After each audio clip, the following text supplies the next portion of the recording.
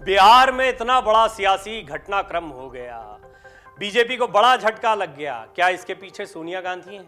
बड़ा सवाल है। समझिए कैसे और ये दावा क्यों किया जा रहा है। लालू नीतीश की दोस्ती को एक बार फिर से मजबूत करने में सोनिया गांधी ने कड़ी के रूप में काम किया है, ये सवाल खड़ा हो रहा है। ये बातें चल रही हैं। सोनिया गांधी ही हैं जिनकी बात लालू प्रसाद यादव कभी नहीं टालते हैं। सोनिया से नीतीश कुमार के भी रिश्ते ठीक हैं। सूत्रों की माने तो नई सरकार को लेकर रविवार को नीतीश कुमार ने सोनिया गांधी से फोन पर बातचीत भी की है।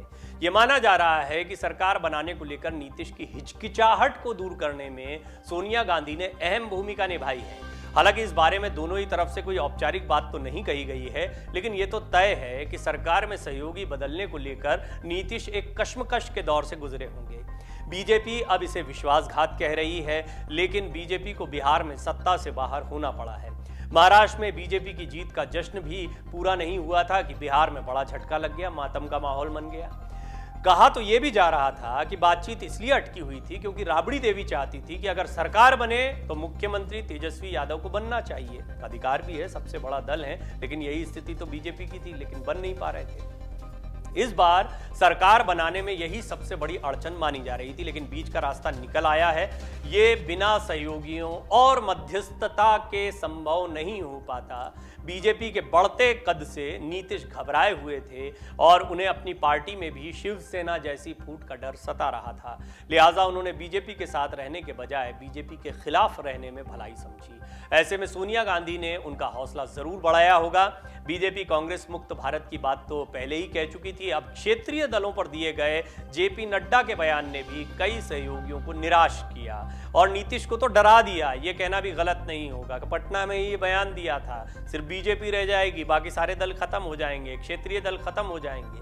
कांग्रेस और सोनिया के लिए बीजेपी किसी खतरे से कम नहीं है। ऐसे में खुद को बचाने के लिए सोनिया गांधी हर मुमकिन प्रयास करती हैं।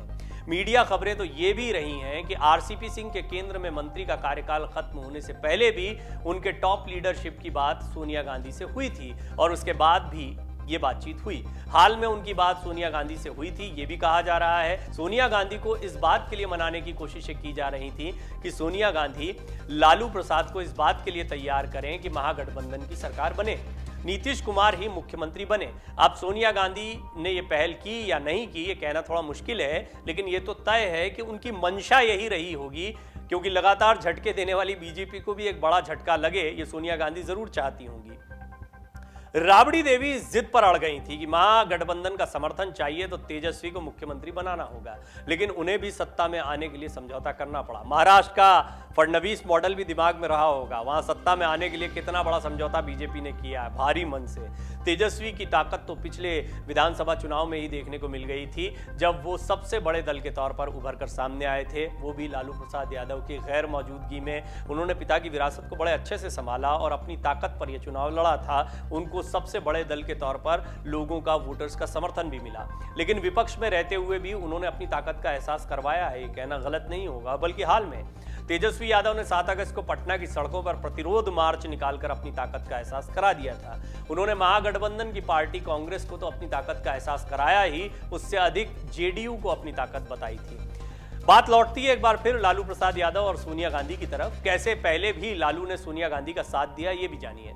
दरअसल जब सोनिया गांधी के विदेशी मूल का मुद्दा उठा था, उस समय लालू प्रसाद यादव ऐसे बड़े नेता थे जिन्होंने भारतीय संस्कृति की व्याख्या की थी और सोनिया गांधी के साथ मजबूती से खड़े रहे थे। ऐसे भी लालू प्रसाद और नीतीश कुमार में से ज्यादा बड़े सेक्युलर लालू प्रसाद यादव को माना जाता है। दोनों बड़े अच्छे दोस्त भी रहे हैं, दोनों की राजनीति साथ साथ की है, लेकिन ज्यादा सेक्युलर लालू प्रसाद यादव को माना जाता है। बिहार विधानसभा चुनाव के बाद आरजेडी और कांग्रेस के रिश्ते में खटास आई, लेकिन कांग्रेस ने प्रतिरोध मार्च में हिस्सा लिया। इससे पहले राष्ट्रपति चुनाव के समय भी कांग्रेस आरजेडी एक मंच पर यशवंत सिन्हा के पक्ष में दिखे।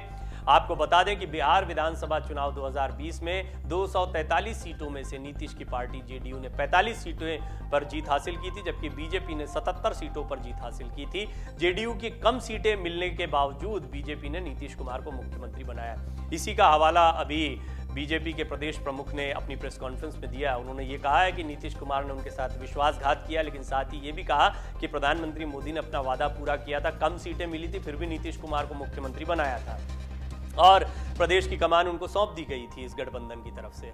बिहार विधानसभा चुनाव 2020 में राष्ट्रीय जनता दल ने 79 सीटें और भारतीय राष्ट्रीय कांग्रेस ने 19 सीटों पर जीत हासिल की थी। तो कांग्रेस भी एक बड़ी पार्टी फिलहाल दिखाई पड़ती है बिहार में, और आगामी चुनाव को लेकर भी कांग्रेस अपनी राजनीतिक जमीन को तलाश रही होगी।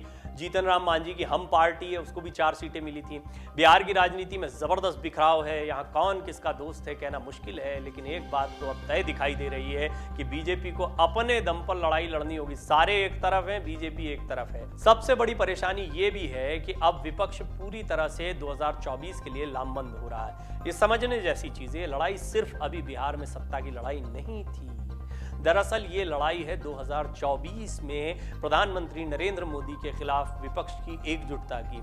तो बिहार में विपक्ष लामबंद होता दिखाई दे रहा है। विपक्ष का मतलब ही रह गया है बीजेपी बनाम रेस्ट ऑफ ऑल, यानी कि सारे के सारे राजनीतिक दल। और बिहार में इस वक्त वो सभी विरोधी राजनीतिक दल एक मंच पर दिखाई दे रहे हैं। बीजेपी अलग थलग दिखाई पड़ रही है। इसी तरह ममता बनर्जी अपनी ताकत को बढ़ा रही हैं, इसी तरह समाजवादी पार्टी अपनी ताकत को बढ़ा रही है, और इसी तरह केसीआर भी अपनी ठोक रहे हैं। तो अलग अलग दल हैं, और एनसीपी और कांग्रेस ने जो महाराष्ट्र में भी खोया है उसके बाद वो अपनी ताकत को बढ़ाने की कोशिश करेंगे। तो कुल मिलाकर विपक्ष लामबंद हो रहा है, लेकिन ये कितनी बड़ी चुनौती 2024 में बीजेपी के लिए बनेगा कहना थोड़ा मुश्किल है। डाउनलोड करें अमर उजाला ऐप और पाएं खबरें लगातार। अगर आप ये वीडियो YouTube पर देख रहे हैं तो हमारे चैनल को सब्सक्राइब करें और बेल आइकन को दबाना ना भूलें। अगर आप Facebook पर यह वीडियो देख रहे हैं तो हमारे पेज को लाइक करें।